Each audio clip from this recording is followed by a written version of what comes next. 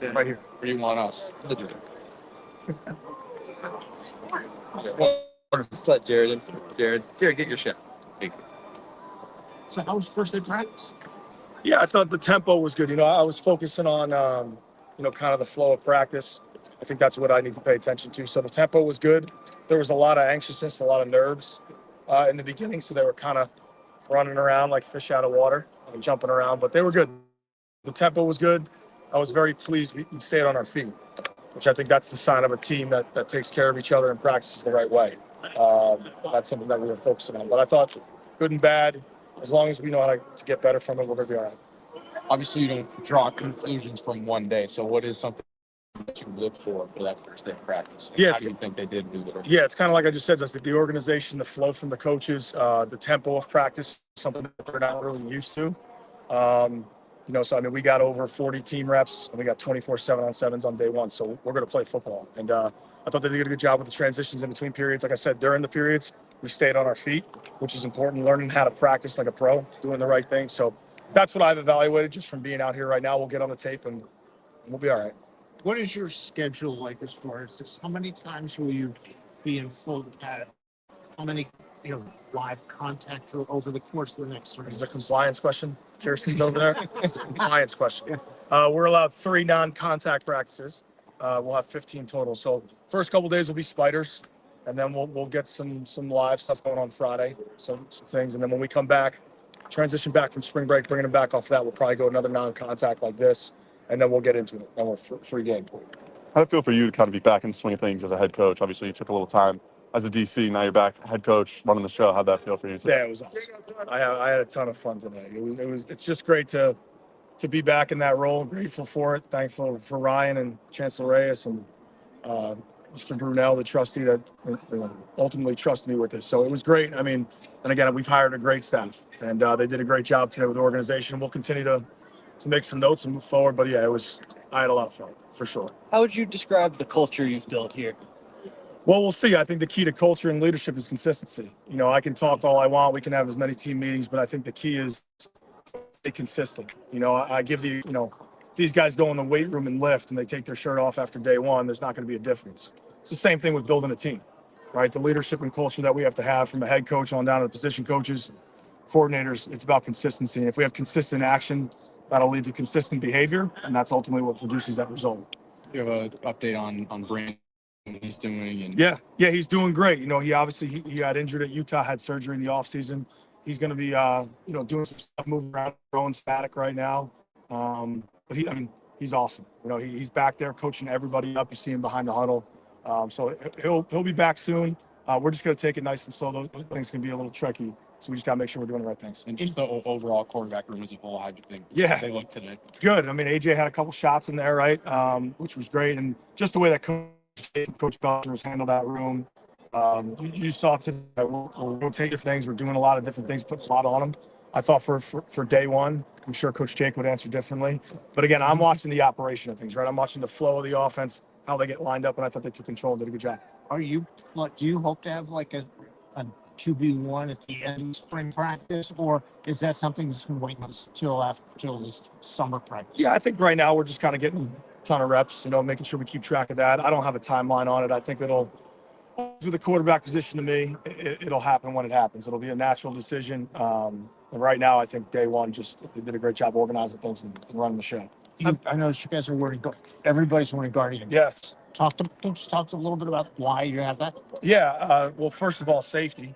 The Guardian caps provide safety, and credit to Ben, our equipment staff, administration.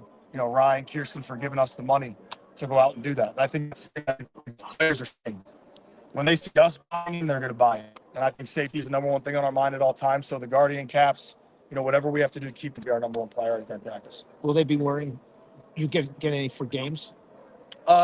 Is that will that be? Yeah, that's going to be determined. I know that's kind of going on. A couple guys in the NFL are doing that, but we'll see what happens with that. Obviously, you'd like to have everyone out there, but either for you guys as a coaching staff or for Grant and AJ, how important is it for them to get these reps now while Brandon's watching?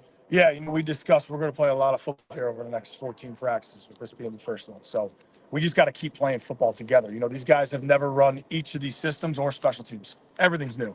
offense, defense, special teams. So again, that consistent behavior is going to lead us to that. But when live bullets are flying, that's where you're gonna grow the most. There's gonna be a little bit of falling. Okay, falls back up. I would just grab AJ's arm talent. Yeah, it's elite.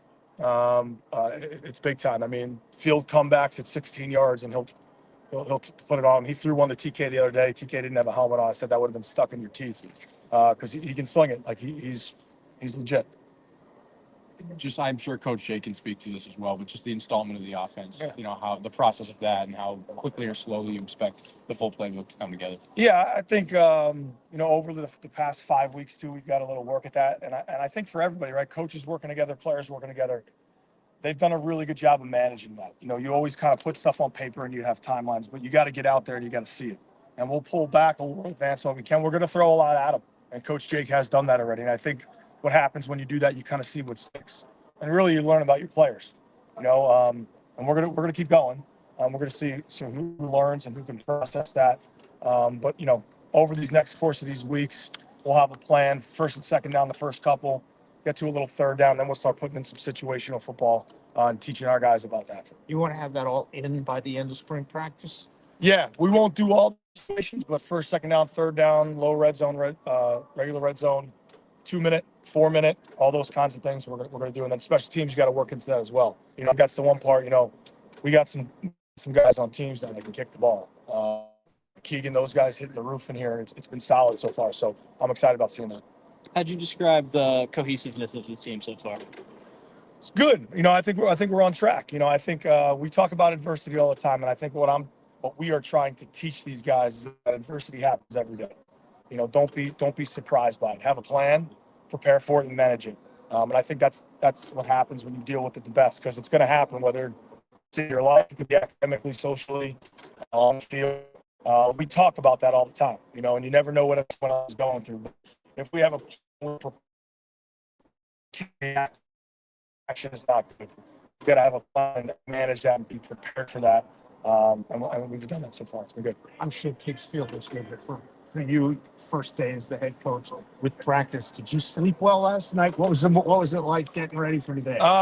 Yeah, we usually don't sleep a lot to begin with, but it was exciting. No, I was cruising in. I was cruising in this morning, blasted some music, so it was good. Like I said, I'm grateful for the opportunity. I'm honored to be the head coach, and I think I got to pinch myself sometimes that I'm back. And it was just great being out here and running around. What was on your playlist? What was on my playlist in the car this morning was a little, I think, Zach Bryan, and then I switched it up to some. What did I do? I don't even know what I went to, but we were cruising. A little sad that Dunkin' Donuts was closed though. That was upsetting. I figured that one out. I had to sudden change that. Thanks, Coach. All right. Thanks. Appreciate it. Thanks. You guys for coming. Thank you. Appreciate it, man. Thanks. Thanks for coming, man. Appreciate it.